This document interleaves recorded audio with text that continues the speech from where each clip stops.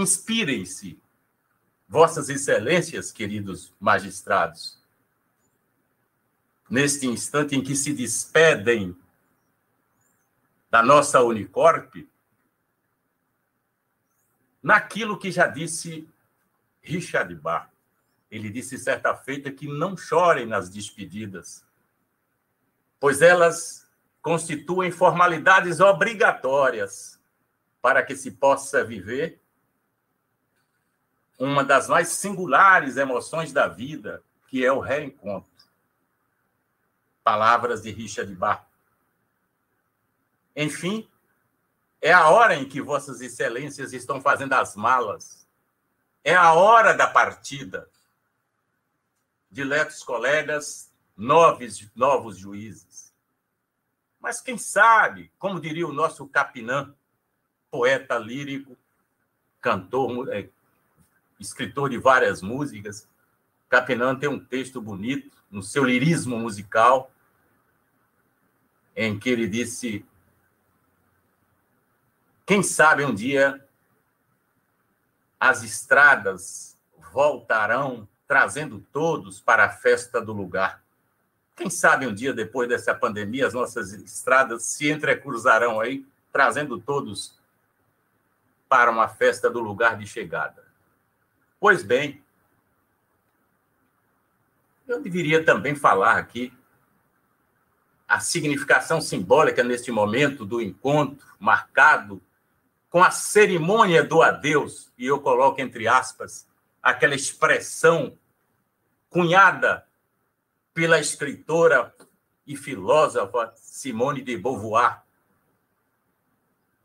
uma feminista de um maior tomo e uma das primeiras da história.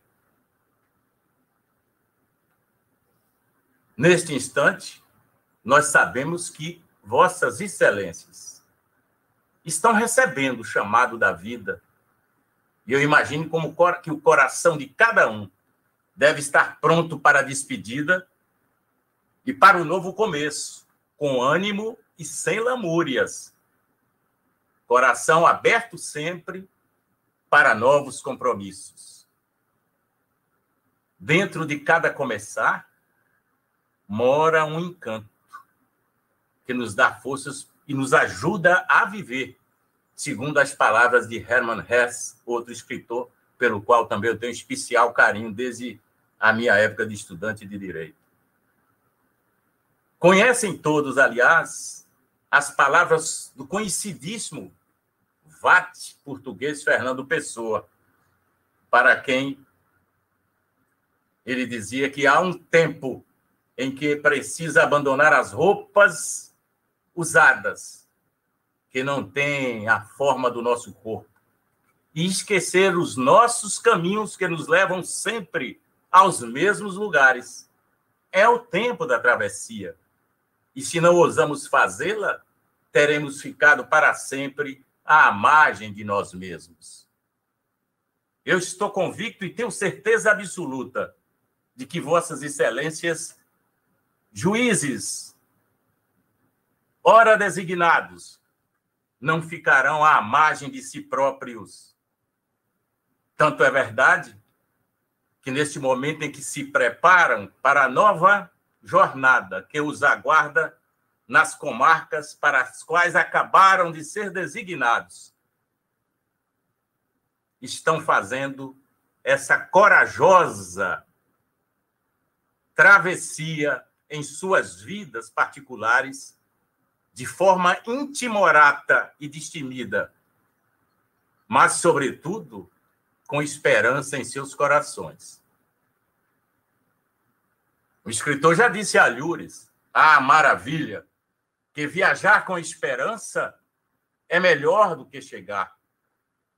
Sim, porque às vezes nem importam os caminhos, as estradas, se pedregosas, se íngremes. O importante, antes de tudo, é saber que o que faz andar a estrada é o sonho. E enquanto a gente sonhar, a estrada permanecerá viva. É para isso que servem os caminhos. Essa é a indagação que faz o moçambicano escritor Mia Couto Para que servem as estradas? Os caminhos. Então, é para isso que servem os caminhos, para nos fazer parentes do futuro. Não se olvidem também, e outrossim, as palavras líricas de Cora Coralina, nossa conhecidíssima escritora das Gerais, cheias e conotadas de sabedoria, para a qual, ou segundo quem, o que vale na vida não é o ponto de partida, e sim a caminhada. Caminhando e semeando, no fim todos terão o que colher. Eu tenho certeza que, ao iniciarem esta nova jornada de vida funcional, estarão semeando a boa semente e que, num futuro nem sequer remoto, mas breve, haverão de colher o que estão acabando de plantar neste instante histórico e particular da vida de cada um de vossas excelências. Sobreeminentes colegas, juízes, juízas, é um momento histórico e carregado de um simbolismo sem parelhas para o nosso Poder Judiciário. Há vários anos, ou como bem lembrado pelo desembargador Augusto ou desembargador Oswaldo, há vários anos se envolveram, se passaram, sem que houvesse uma nomeação, uma designação como esta, para preenchimento de tantas comarcas desprovidas de magistrados nos nossos rincões mais distantes de nossa querida Bahia. E essas designações, modéstia à parte, foram feitas através de critérios rigorosíssimos, objetivos, com requisitos objetivos.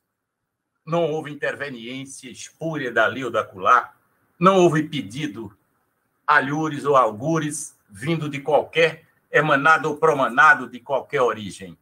Os critérios foram critérios seletivos que a doutora Eduarda, à frente, soube escolhê-los e dar cumprimento a eles, segundo as nossas conversas e o nosso pacto aqui, para que nomeássemos os juízes, seguindo aqui as lotações, como está escrito aqui, dos magistrados foram selecionadas, adotou critérios com taxa de congestionamento processual de cada comarca, o seu maior tempo de vacância e dificuldade no provimento do juiz titular.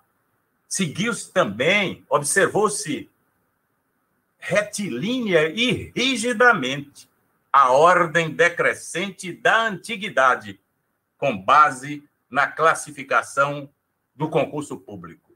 Enfim, não é nenhuma atitude de vanglória de nossa parte, mas foram critérios objetivos de mérito de cada juiz, através do concurso. Então, com isto, não quero dizer que se trata de nenhuma epopeia homérica para nos remeter ao pensamento grego através da pena rica de sabedoria de Homero ao descrever a Ilíada, a Odisseia e tantas outras belezas em seus escritos. Não. Foi um esforço coletivo de todos, empenhados com a elevação cada vez mais e mais, de nosso tribunal, para que as nomeações não fossem, eu diria, através de critérios escusos e subalternos, mas, volto a redizer, através de critérios de muita ética e de muita objetividade. Mas, aqui já nas minhas anotações, eu não poderia deixar de fazer o registro, sublinhando essa inteligência rutilante, que eu sempre repito, que é uma das qualidades do desembargador Nilson Soares Castelo Branco, que achou por bem, no momento de rara sabedoria, presentear a vossas excelências com o exemplar do pequeno grande livro do desembargador José Renato Nalini, versando a ética para um judiciário transformador. Imagine o título, Ética para um Judiciário Transformador. Esse livrinho, mais grande, porque denso em conteúdo, deve ser lido, relido e translido. Assim eu espero, porque realmente tem muita sabedoria, tem muitos ensinamentos éticos nele. Dispensáveis, portanto, e no ensejo, que sejam feitas excogitações laboriosas, interpretações profundas em derredor do que está lá no livro. Vossas Excelências terão os acessos. Mas sublinhei algumas palavras a breve trecho, aquelas que dizem respeito ou que pertinem ao conteúdo pedagógico desse pequeno grande livro, com o qual cada um de Vossa Excelência foi aquinhoado, ou recebeu esse presente valioso. Lá tem ensinamentos éticos, mas eu ressaltei, pus aqui em relevo, uma das falas de Nalini nesse livro. Ele fala de outros temas como construtividade judicial, inovação, liderança, produtividade, mas ele coloca a excelência do magistrado. E através de certa ironia, eu diria aquela ironia fina de que fala Anatole France, própria das almas sublimes, ele, com a pena arguta, diz o que ele deve entender quando o magistrado deve ser alcunhado de excelência. Ele diz que essa é excelência, essa expressão pronominal, não necessariamente é um tratamento da autoridade judicial, como se diz por aí, excelência para ali, excelência para cá, nos cruzamentos da vida, né? Nós estamos habituados a isso. É excelência com qualidade específica da justiça, atributo que depende da condição humana, de quem realiza esse ideal que todos nós cultivamos, introjetado em nós mesmos, que é o ideal de uma justiça mais límpida, mais transparente, mais translúcida, sobretudo nos dias que correm tão vertiginosamente nesta quadra histórica da condição humana. E isso depende muito dessa condição de quem realiza. O juiz, seja um homem, seja uma mulher, há que ser um juiz e uma mulher do seu tempo. Tem que guardar contemporaneidade nas suas atitudes enquanto juiz. A excelência nas palavras textuais do autor, e aqui eu abro aspas, é a seletividade que se pretende para o juiz. Excelência em crescimento pessoal, em aperfeiçoamento contínuo de suas habilidades. Todos devem investir em seus talentos, e o juiz mais do que ninguém, porque deles, dos talentos, vai depender a qualidade da justiça produzida. Aspas fechadas. Pois bem, ele cuida lá diante da eficiência, da conectividade, da clareza, essa coisa toda. E no 10º capítulo do livro, ele fala da humildade.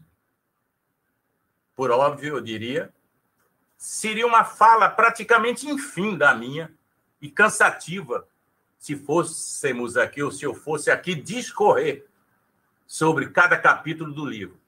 Todavia, estamos rogando este espaço e a habitual paciência dos ouvintes para trazer à colação trechos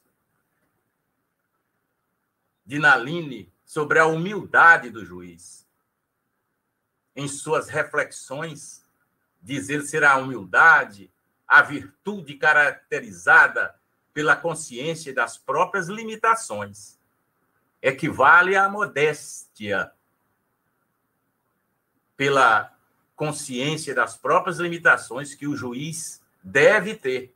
É a ausência de arrogância, a humildade que deve perpassar a conduta de todo magistrado, eu diria. É a ausência total daquilo que eu chamo de soberbia, de orgulho, de vaidade em relação ao cargo, em relação ao status e demais aspectos exteriorizados. Aspectos esses exteriorizados e tão cultivados na nossa sociedade da aparência, como eles chamam, movida a egoísmos e a consumismos que todos nós sabemos. E diz Naline não ser fácil recomendar humildade ao juiz brasileiro. E eu tenho certeza que nós aqui, os juízes baianos ora designados, vão fazer parte dessa coorte de exceção.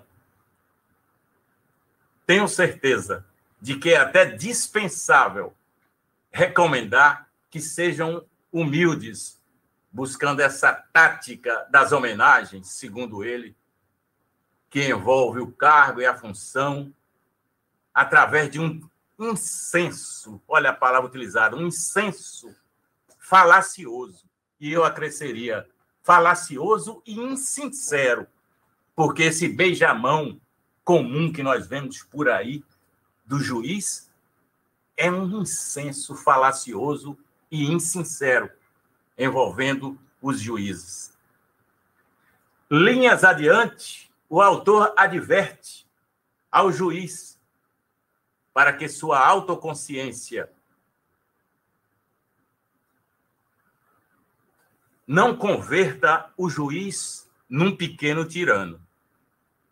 Aquilo que antigamente eu diria, e que costuma, que só é ainda ocorrer, aquilo que se cognominou tradicionalmente de juizite aguda.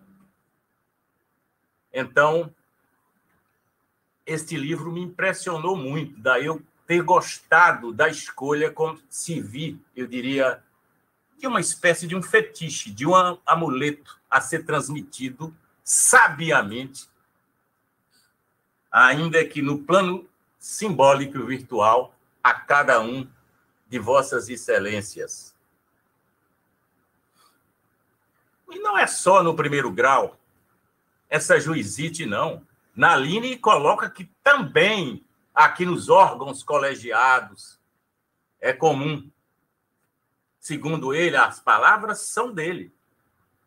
Alguns magistrados, para concordar com o relator, tecem longas perorações.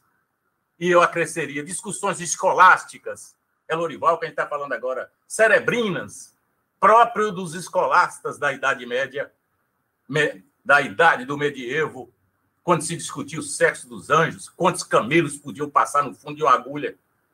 Então, as discussões se prolongam, se protraem no tempo, através de uma egolatria incomensurável e infinita. É comum aqui, nos órgãos, essa prática que tão repelida e tão censurada por Naline nesse livrinho,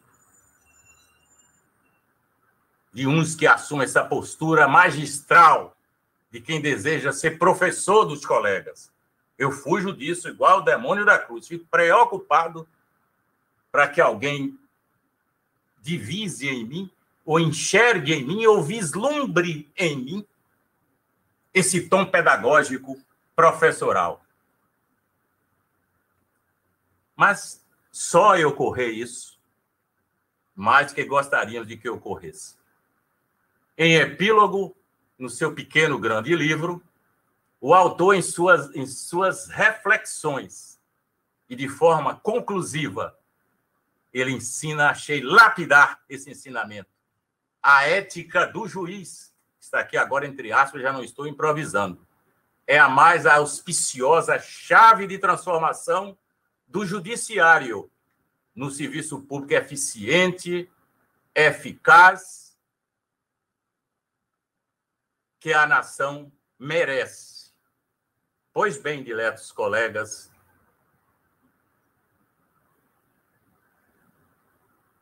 eu diria, reprografando o que eu disse a Lures, que eu não tenho a palavra mágica adormecida no recôndito do meu coração sentimental, ou de sentimentaloide, eu diria assim, para desencantá-la através daquilo que eu coloquei entre aspas, da senha da vida,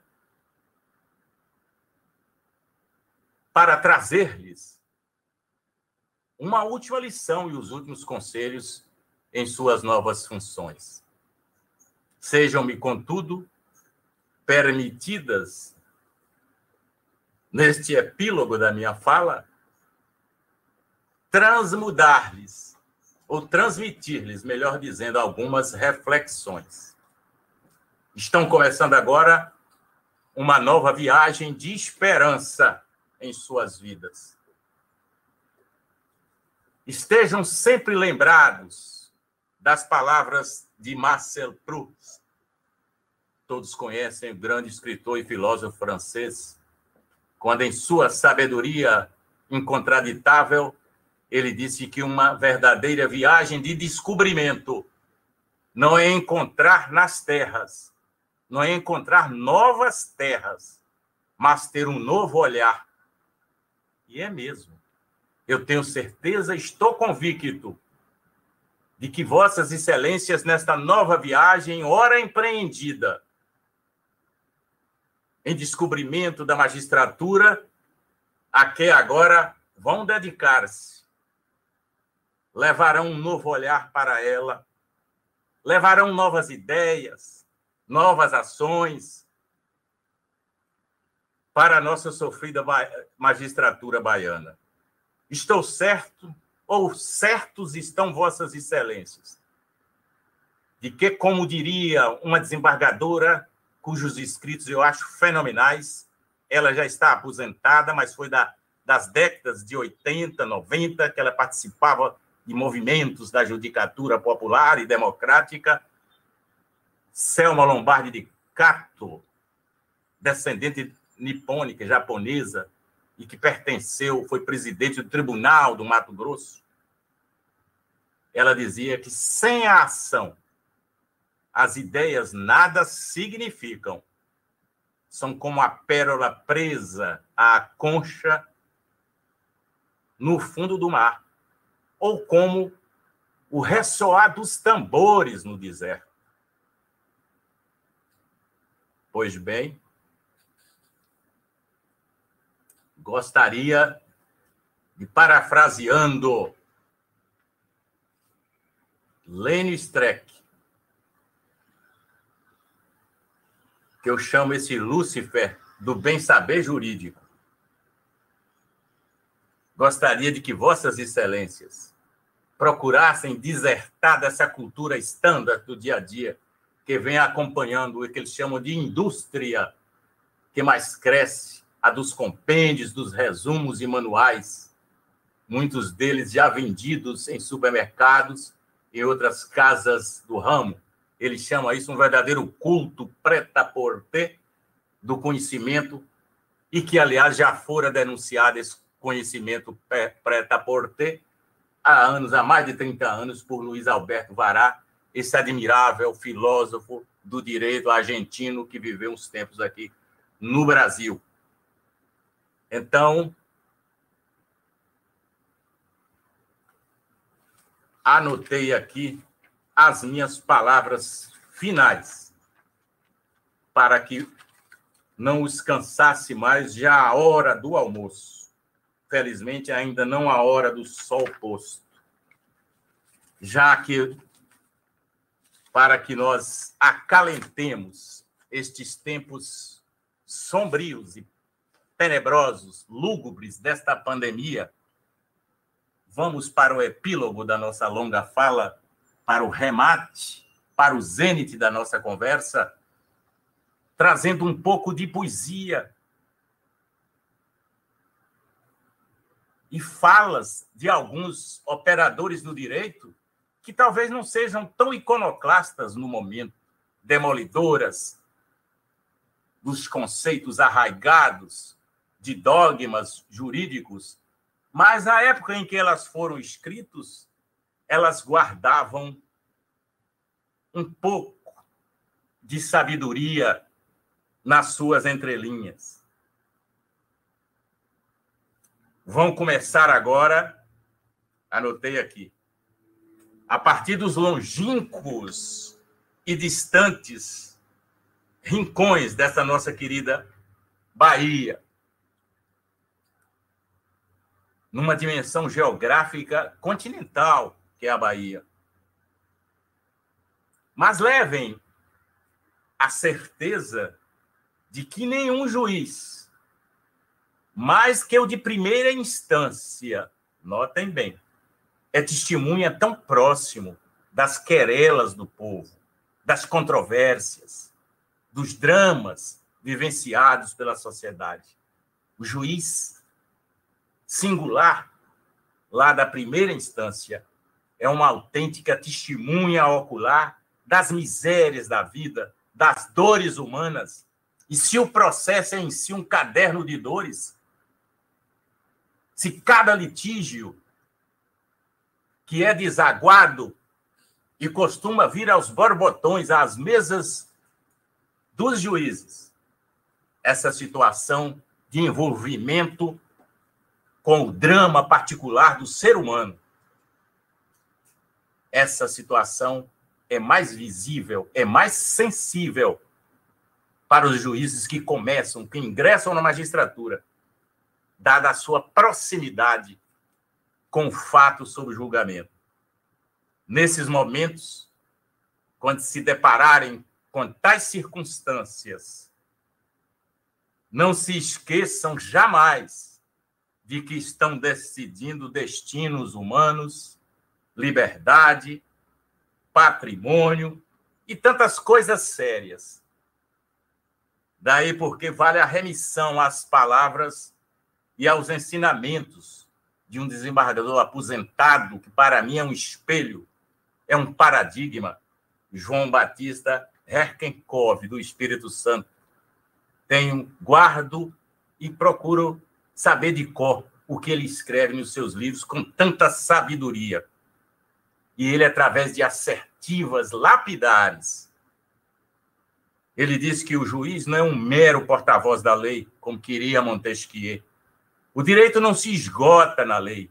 E diz João Batista, é muito mais, o direito é muito mais do que uma matemática, o juiz é muito mais do que um matemático ou um geômetra. Creio eu que o juiz seja um artista e um pedagogo. Certa feita eu disse essas palavras para os jurados quando fazia o júri como advogado de defesa. Eu disse o juiz, citando a fonte, é muito mais que um matemático ou um geômetra. Ele é um artista e um pedagogo. E aí elucidava. Um artista que usa a lei como argila para construir poemas. Poemas de vida, da vida palpitante que geme, chora e que ecoa nos pretórios. É um pedagogo porque educa, encaminha, aconselha e ama. No outro escrito, o mesmo desembargador, João Batista, chega a se lapidar com a sua pena arguta. Diz que o juiz é um poeta, alguém que morre de dores que não são suas, alguém que vive o drama do processo, alguém capaz de descer às pessoas que julga, alguém que capta os sentimentos e as aspirações da comunidade. Diverso deste paradigma, ele diz que é o juiz distante, alheio, burocrata, no sentido técnico-jurídico do vocábulo. E eu tenho certeza ainda à distância, só e somente no plano virtual, posso vislumbrar daqui, e tenho certeza absoluta de que não estou incorrendo em hermenêutica caolha, absconsa e defeituosa na minha interpretação, mas vejo, através do semblante de cada um de vossas excelências, um juiz humanista, um juiz da pós-modernidade, este termo tão discutido por filósofos, tipo Zygmunt e tantos outros que vêm escrevendo agora mundo líquido, amor líquido, essa coisa toda, modernidade líquida, e que se é possível uma ética nesta pós-modernidade em que nós vivemos. Zygmunt Bauman. Pois bem, pedindo as vênias de estilo e a habitual compreensão de vossas excelências, felizmente podem dizer, Lorival chegou ao final da sua fala. Chegou ao ocaso das suas falas, às vezes iconoclastas, às vezes até delirantes, mas elas são emanadas das minhas convicções pessoais. São palavras que vêm do meu coração. O poeta que todos conhecem, Tiago de Mello, eu disse outro dia, tem uma frase célebre: as palavras da boca são inúteis se o sopro não lhe vem do coração. Então, quando falo com esse coração, já avassalado pelo tempo, impactado por esta pandemia, que nos deixou a todos atônitos, perplexos, sem rumo, sem direção. Mas são palavras verdadeiras. Sejam felizes, sejam triunfantes em suas carreiras, e tenho certeza de que irão professar uma magistratura de escola para nosso poder judiciário, elevando-o aos píncaros da eficiência, que essa é a esperança que jaz subalterna em cada jurisdicionado baiano. Muito obrigado, em nome do Poder Judiciário da Bahia, e deixo aqui o meu abraço virtual, mas afetuoso, a todos os novos juízes da Bahia. Gostaria de recebê-los aqui. A presidência tem as suas portas às escâncaras, como eu costumo repetir pela enésima vez, para ter uma conversa dialogal, franca, democrática com os juízes. É preciso que nós ouçamos os seus clamores, as suas reivindicações. Nós que nos acostumamos ao longo da nossa trajetória existencial a ouvir os clamores do povo, temos também o dever funcional de dizer que a presidência do Tribunal da Bahia há que ser o locus, o local dialogal da democracia dialogal de todos os dias, notadamente em relação aos magistrados da Bahia que tanto nobilitam a nossa judicatura.